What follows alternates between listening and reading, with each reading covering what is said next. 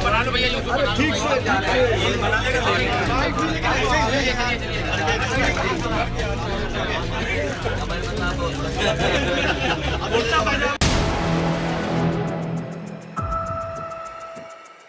Unique और बॉबी, मुझे याद है कि इसी जगह से, इसी जनपद, अच्छा सर, थोड़ा सा इसी दुकान से थोड़ा सा मेरा पहला कुर्ता पजामा बना था और बहुत सारे लोगों में वो पहली तस्वीर होगी जिस तस्वीर में आप देख सकते हो कि पहला कुर्ता पजामा यहीं से बना।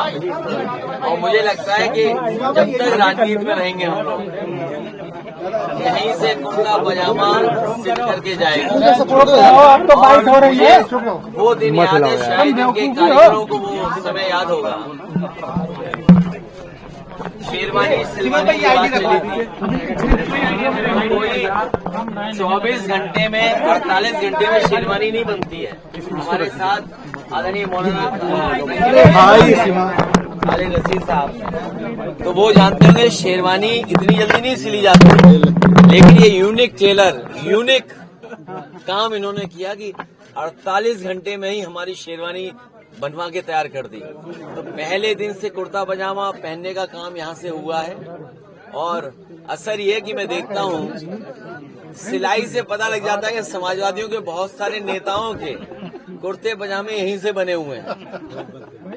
अगर आप चेक करोगे तो एक गांधी आश्रम, उसका थान, मोटा वाला कपड़ा, धागा और सिलाई यूनिक टेलर।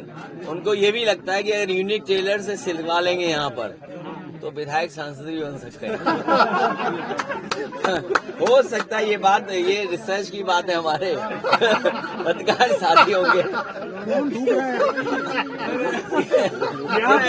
बहुत से लोग पत्रकार सिला लेंगे अगर ये कहेंगे आप। नहीं, बहुत से लोगों का।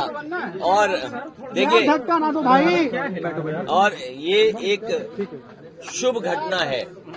शुभ घटना ऐसे है कि जिनसे हमारा बचपन का और उस समय से सिलवाने का हमारा नेताजी का और समाजवादियों का, चाहे कुर्ता पजामा हो, शेरवानी हो, शादी के और कपड़े रहे हों, यहाँ पर सिले हैं।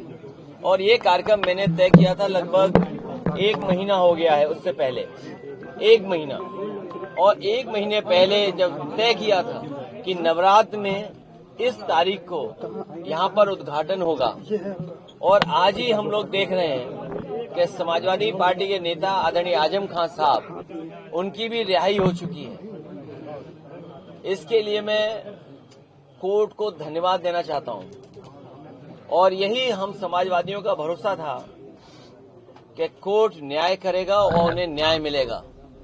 हमें उम्मीद है कि आने वाले समय में एक भी झूठा मुकदमा या इस तरह की सरकार जो लगातार भारतीय जनता पार्टी की और वहाँ का विधायक, खासकर जो रायपुर का विधायक, वो भारतीय जनता पार्टी के लोग मिलकर के और एक ऐसा अधिकारी जिसको एक्सटेंशन पे एक्सटेंशन पे एक्सटेंशन पे एक्सटेंशन पे एक्सटेंशन, कम बोला है मैंने, लगातार मिला है, वो अन्याय नहीं करेंगे। हमारे समाजवादियों के लिए खुशी का समय है कि जहां पर वो आज रिहा हो करके आज जेल से रिहा हुए हैं। गलियारों में चर्चा है कि वो बसपा का दामन भी थाम सकती है, समाजवादी। देखिए, आदरणीय आजम खान साहब समाजवादी पार्टी और समाजवादी पार्टी के संस्थापक नेताजी और हम लोगों के साथ, और भारतीय जनता पार्टी का मुकाबला करने पर आज से नहीं, न जाने कब से सबसे बड़ी भूमिका उनकी और समाजवादियों की रही है। और आज तो इतना खुशी का ये भी समय है कि जब आज मैं इन लोगों से मिल रहा हूं, जहां एक पुरानी जगह पहुंचे हैं, वहीं पर उन्हें भी आज ही न्याय मिला है। और हमें उम्मीद है कि आने वाले समय में उनके सभी मुकदमे खत्म होंगे और समाजवादी सरकार बनने पर जिस तरीके से मुख्यमंत्री जी ने अपने मुकदमे वापस लिए, उन्होंने न केवल अपने मुकदमे वापस लिए हैं बल्कि डिप्टी सीएम के भी मुकदमे वापस लिए हैं, तमाम भाजपाई नेताओं के मुकदमे वापस लिए हैं। समाजवादी सरकार बनने पर जितने भी झूठे मुकदमे लगे हैं आदरणीय मोहम्मद आजम खान साहब पर, वो सब वापस लेने का काम सरकार में होगा। खाली आजम खान साहब के या फिर तमाम ऐसे लोग और भी हैं जिन पे नहीं, जो जिन पत्रकार साथियों पे भी झूठे मुकदमे लगे हैं उनको भी छोड़ा जाएगा। और भाई आप पे इनकम टैक्स हो, ईडी हो, उसमें भी आपकी मदद होगी। इलाहाबाद हाईकोर्ट का जो ऑर्डर आया है, अब उसमें उत्तर प्रदेश गवर्नमेंट ने कहा है कि पॉलिटिकल रैलीज में भी जातियों का शब्द इस्तेमाल नहीं होगा।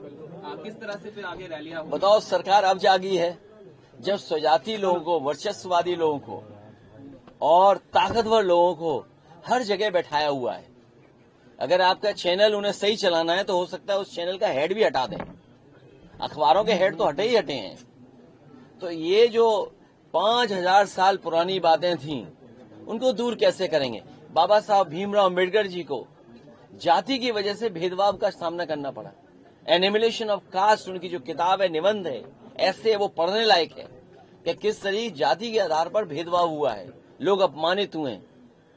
डॉक्टर राम मनोहर लोहिया जिंदगी भर इस बात को कहते रहे कि जाति तोड़ो, समाज की व्यवस्था बने, और जाति तोड़ने का काम हो। नेताजी लगातार इस बात को करते रहे, संघर्ष करते रहे, हम सब लोग जोड़ते रहे। कभी बहुजन समाज के नाम पर हम सब लोग जुड़े एक साथ, और आज भारतीय जनता पार्टी पीडीए से घबरा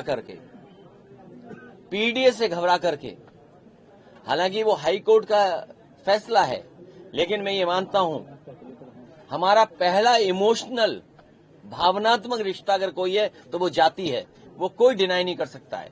मुझे उम्मीद है कि भविष्य में कोर्ट इस बात को भी कहेगा कि जातियां कैसे खत्म हो, जातियों की भेदभाव कैसे खत्म हो। कोई हमें जाति के आधार पर हमारा घर मकान न धुलवाए, कोई जाति के आधार पर प्रतिमा न धुलवाए, कोई जाति के आधार पर अगर मैं मंदिर चला जाऊं तो मंदिर गंगा जल से न धोए। हमें उम्मीद है कि ऐसे लोगों के खिलाफ भी कार्रवाई होगी जिन्होंने गंगा जल से किसी का घर धोया हो, मुख्यमंत्री आवास धोया हो, जाने के बाद मंदिर धोया हो। मध्य प्रदेश में 2 दिवसीय आप लोगों का कार्यक्रम। तुम कहाँ भाग गए मध्य प्रदेश? छोड़िए मध्य प्रदेश। अगर तुम्हें अच्छे कुर्ते पजामे, और तुम तो मैं समझता हूँ शेरवानी भी पहनते हो, तो अगर शेरवानी है तो यूनिक टेलर के पास आइए। ये पूरी बिल्डिंग सरकारी खाली करके बेच दी जाएगी। जैसे बीजेपी के लोगों ने बिल्डिंगें बेची हैं वैसे बेच दी जाएगी बिल्डिंगें।